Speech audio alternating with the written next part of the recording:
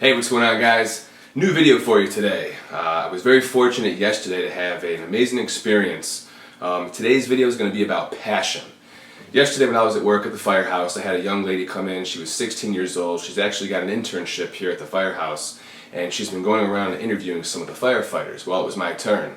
These guys had gone in there for 10, 15 minutes, and they'd come out and that'd be it. So I expected a short interview. When I got in there, I knew within a couple of seconds of meeting this young lady that I was definitely supposed to have a conversation with her. The interview turned into not me talking about myself, but it was about an hour-long conversation of this young lady telling me about her passions, her life purposes. And I thought it was amazing, and I just have to share it. So the first thing she told me about was her excitement. And you can see she had a very genuine curiosity, an excitement, a passion. She wanted to know as much as she could about anything that she possibly could. She gave me an example of a story. She said she wanted to go to a jail and see how a working jail works.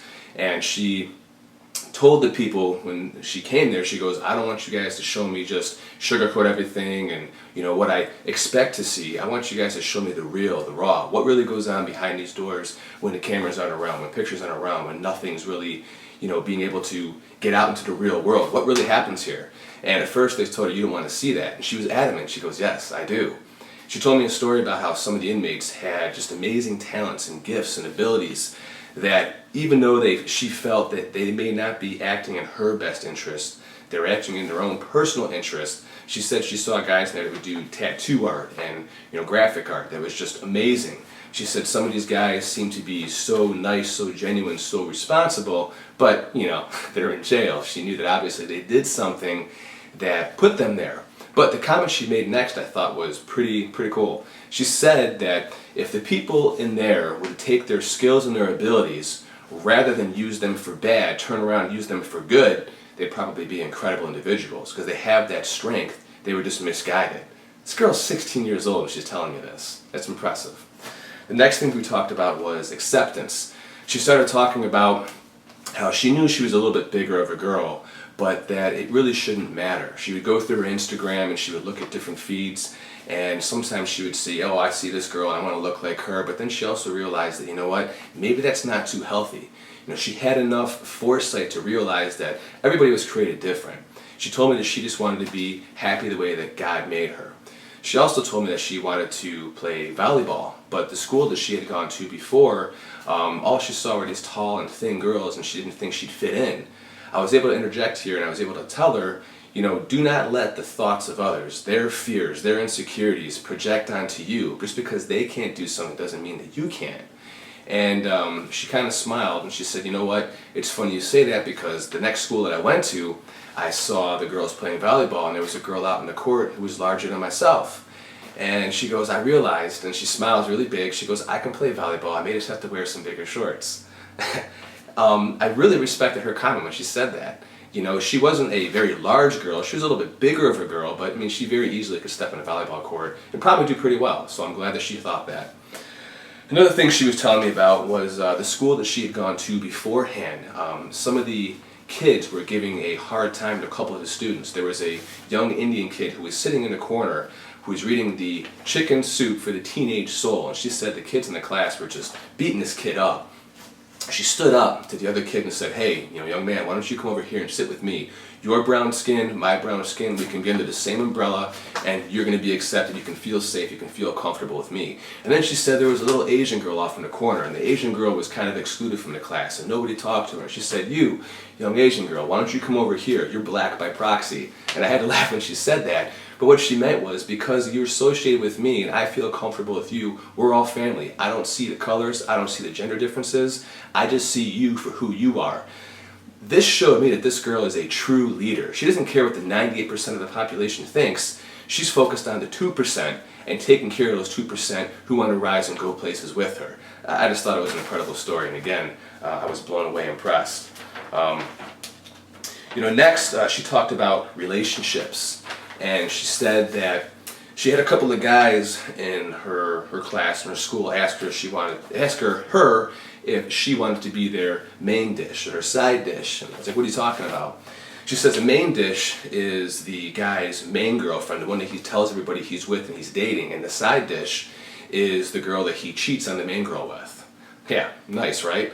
She told me adamantly, she goes, Ryan, I don't want to be anybody's main dish. I don't want to be anybody's side dish. I want to be their only dish. And if they can't accept that, then they're not the person for me. They need to grow up and realize what's real in the world. And I really respected her answer for that.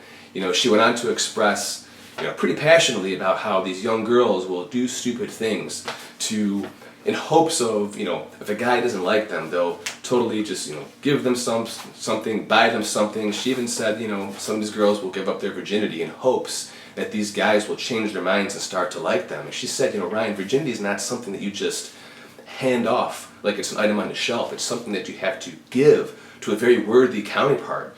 And then she expressed, she goes, I'm not going to give myself for anybody until they can show me that they're a worthy counterpart. And again, I just thought that was amazing. And I apologize, guys, for my mouth getting super dry as I'm talking. She also told me about a guy friend, and she said that her guy friend was raised well. The parents taught him manners. She said that he would pull out the chairs for her, he would open doors for her, he would take the side closest to the street if they walked somewhere.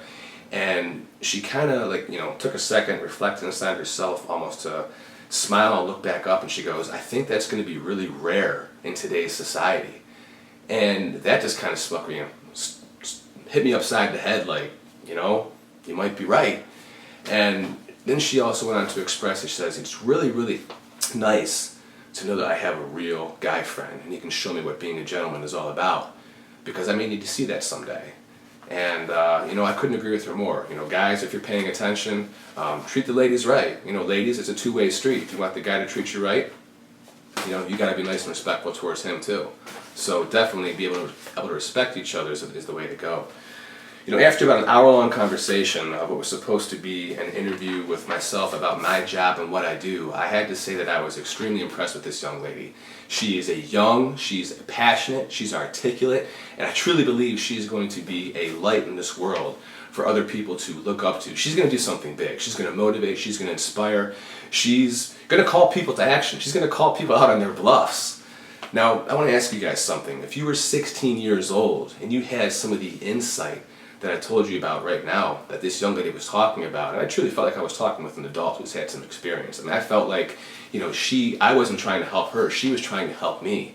And the message that I got was, if you're going to be somebody in this world, regardless of what anybody else thinks, regardless of what they say about you, regardless of what the 98% of the population says you have to do, they say you have to follow, how are you going to take the time to differentiate yourself to be a leader?